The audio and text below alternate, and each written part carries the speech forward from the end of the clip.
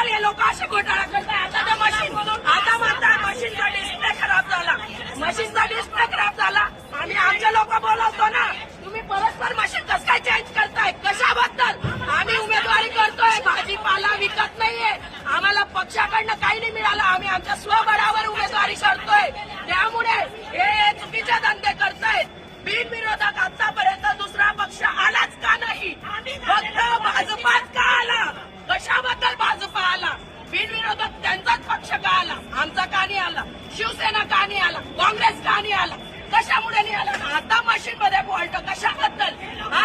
तुम्ही म्हणता डिस्प्ले गेला, जेव्हा क्लिअर मशीन दिसतंय म्हणजे सर्वांची मिळलेली बघत आहे का? ही काय समजायचं? सर्व भाजपच्या खाली दाबले गेले का? सर्व दाबले गेले भाजपच्या खाली, काय समजायचं या गोष्टीला आपण?